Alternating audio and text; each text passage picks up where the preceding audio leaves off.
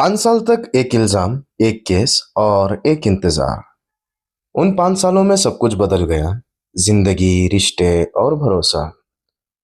KG हल्डी और DJ हल्डी के मासूम लोग जिन्होंने अपनी जवानी का हिस्सा जेल के अंदर गुजार दिया। और अब पूरे 5 साल के बाद दो लोगों को बेल मिली। हमने उनमें से एक से बात की जिनका नाम जिया है। चलिए जानते हैं ये 5 साल उनके लिए कैसे गुजरे और उनके इंसाफ के सफर में किसने साथ दिया। मेरा नाम ज़ियाउर रहमान, एक्यूज नंबर 6। कल रिलीज़ होके आया मैं। अंदर और 34 मेंबर्स हैं। अंदर का माहौल जो था ना, पहले स्टार्टिंग में 6 महीने 5-6 महीने बहुत तकलीफ़ से गुजारे सब। उसके बाद थोड़ा थोड़ा रिलीफ मिला। मैं 1 साल के बाद अंदर गया। उसके बाद अल्हम्दुलिल्लाह एक सेटअप हुआ अंदर हमारे रूम में। पूरे 5 वक्त की नमाज सभी पढ़ते थे सब, अल्हम्दुलिल्लाह अच्छे तरीके से एक फैमिली के जैसा मिलके थे पूरे।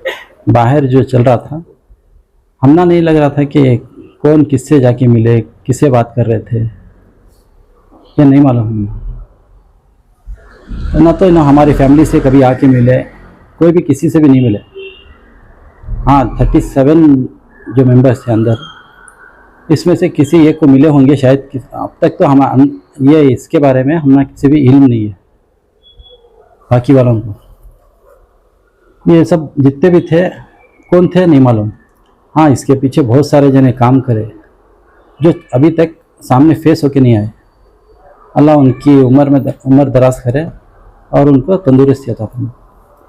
और इसके बाद स्टार्टिंग से जो है ना, इस केस को 400 चिल्लर कुछ थे सीआरपीसी में, आईपीसी में। उसमें पूरे रिलीज़ हो गए। 1 साल के अंदर पूरे रिलीज़ हो गए। बचे यूएपीए में 49 में। इसमें से जो है ना, आईपीसी में एडवोकेट मोहम्मद ताहिर, उन्होंने बहुत सारे जनों को रिलीज़ कराए। उसके बाद मरहूम एडवोकेट अनीस, उन्होंने भी बहुत सारे जनों को रिलीज़ कराए थे। और बाकी किसके पास थे नहीं मालूम, दूसरों के पास थोड़े थे। इसके बाद यूएपीए पड़ा। 49 मेंबर्स थे यूएपीए में। स्टार्टिंग से डे 1 से लीड कर रहे थे एडवोकेट मोहम्मद ताहिर।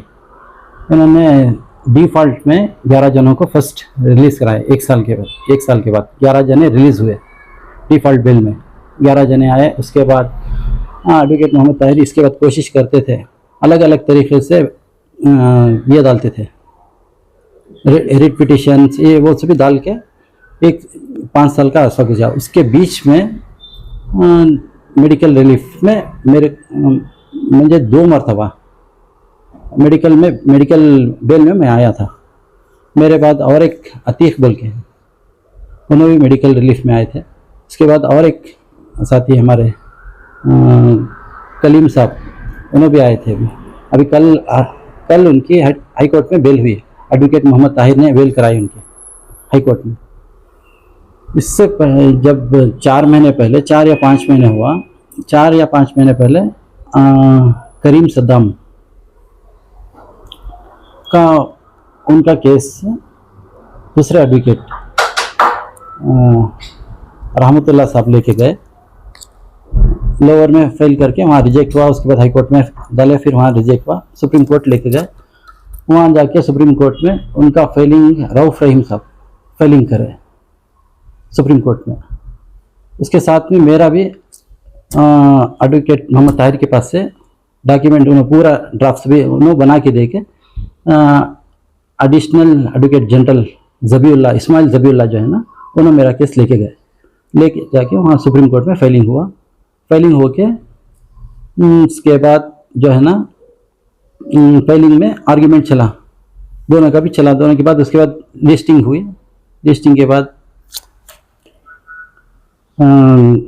ऑब्जेक्शन को था 7 तारीख को। ऑब्जेक्शन के दिन ही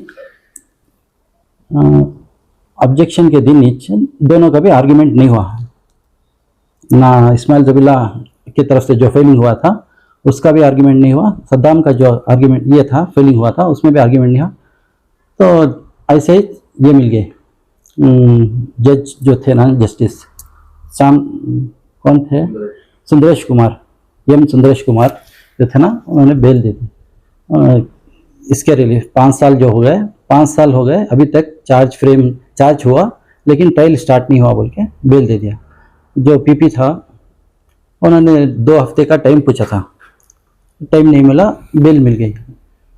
उसके बाद यहाँ आ गए, आने के बाद दूसरे मेरा जो ये था श्योरिटी का जो था, एडवोकेट मोहम्मद ताहिर ने उन्होंने सब अरेंज करके रखे थे। श्योरिटी फाइलिंग हुई, श्योरिटी के वास्ते 5 दिन का टाइम लिया, 5 दिन में एक्सेप्ट होके आ गई। उसके बाद अल्हम्दुलिल्लाह कल मैं रिलीज़ होके आया। जो करीम सद्दाम थे उनकी श्योरिटी अभी तक नहीं हुई, कल या परसों में आ जाएंगे उन्होंने भी। उसके बीच में कल जो है ना, हाई कोर्ट में और एक साथी हमारे जो कलीम साहब मेडिकल रिलीफ में बाहर थे, उनकी भी बेल हो गई, कल हाई कोर्ट में हुई। एडवोकेट मोहम्मद ताहिर ने उनकी बेल कराई कल। मैं शुक्रिया अदा करना चाहता हूँ इमरान मकसूद साहब का, मौलाना इमरान मकसूद साहब का।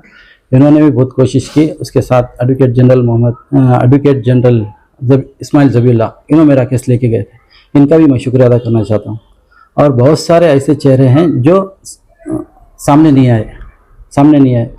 अब तक एक बार कौन से भी चैनल से, कौन से भी यूट्यूबर्स के पास आके बैठ के बात नहीं करे उन्होंने। जो मेरा केस था, इसमें स्टार्टिंग से एडवोकेट मोहम्मद ताहिर के साथ मिलकर एडवोकेट आयशा मोहम्मदी है ना, वो बहुत सारे अब तक भी, लास्ट तक भी बहुत कोशिश की है मेरे लिए, और हमारे केस के वास्ते भी कोशिश कर रहे हैं। मैं इनका भी शुक्रिया अदा करना चाहता हूँ। Your support is important. Please don't forget to subscribe.